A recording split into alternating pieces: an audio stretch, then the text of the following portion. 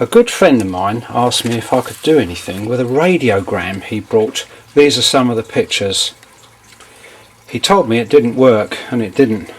I'm posting this video just in case any other YouTubers find themselves with an old Westminster radio.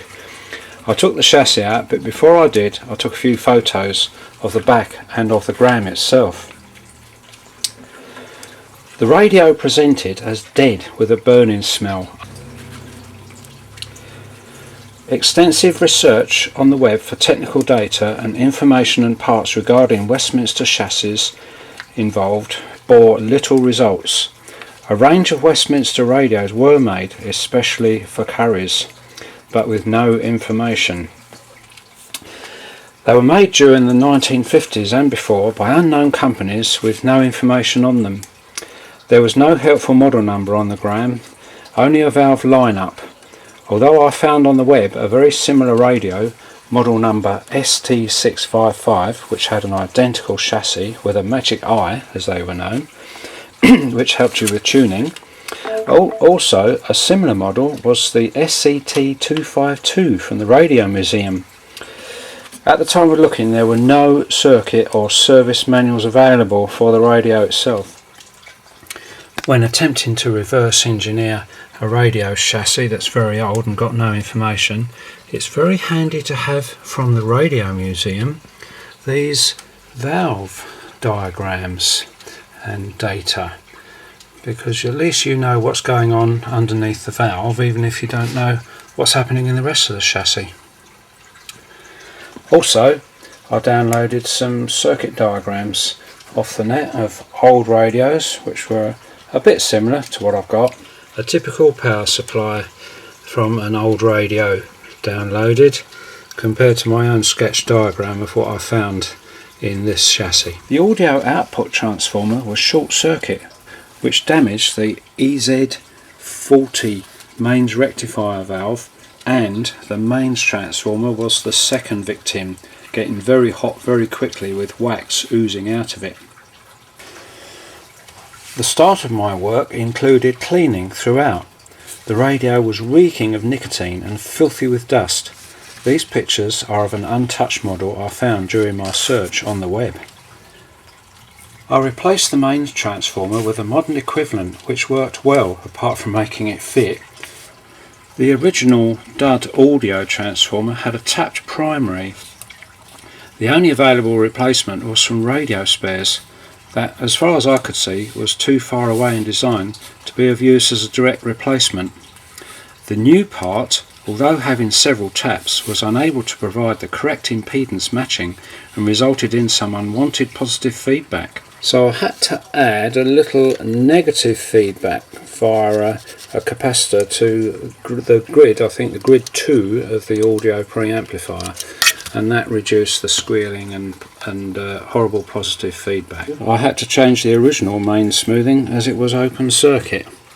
Here's a nice shiny new one. I was a little confused about the main smoothing, as the ground from the mains transformer went through a resistor and a small electrolytic to the wave change switch on the underside of the chassis, and as far as I could see, this brought in the resistor when it was switched to gram mode. I can only reduce that this was to simply reduce the HT and therefore the gain. From the audio output transformer, a couple of heavy duty resistors were placed on top to provide a second HT for the IF and the frequency changer part of the circuit. I had to replace these. I replaced them with new high wattage ones. I think these are 5 watt. Once the power and output stages were repaired, the radio fired up with a very weak and heterodyning or a whistly signal, with the whistle only disappearing dead on tune in the middle of the station. Although I know it's a no-no, I twiddled with a few IF coils and I managed to eliminate the heterodyning, but the signal was still very weak and noisy.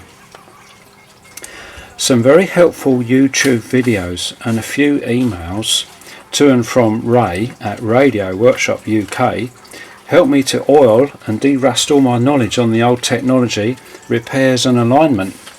Ray emphasised that before I attempted any alignment I should change all the wax paper capacitors.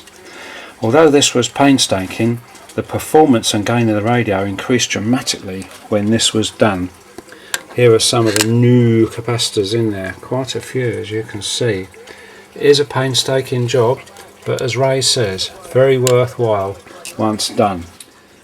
Web searches and Ray's videos also inform me of what the intermediate frequency would likely to be, 470 kHz, and how to align it.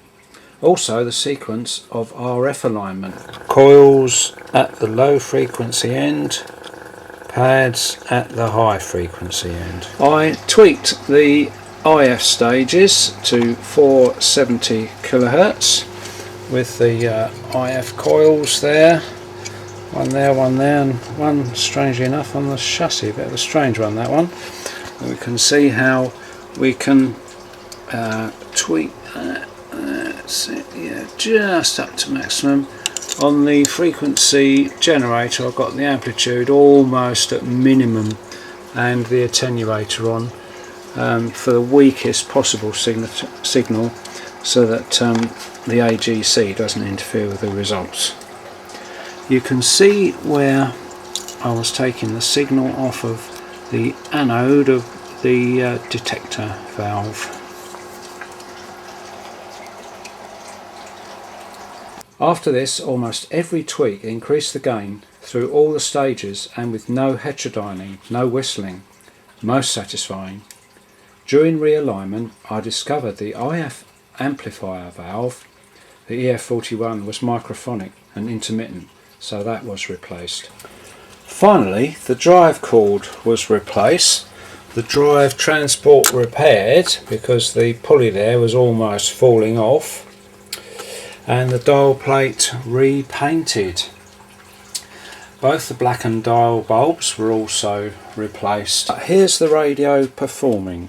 It's quite lively now. 7 minutes past 1, good afternoon everyone. Good. And so on. And so there was no music when you want. Oh, there's some.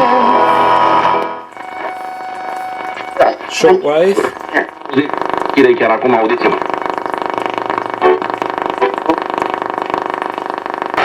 And long wave.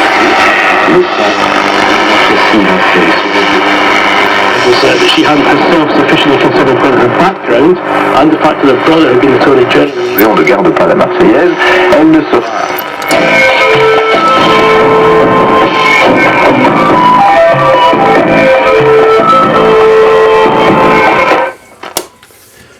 Quite pleased with it all, really.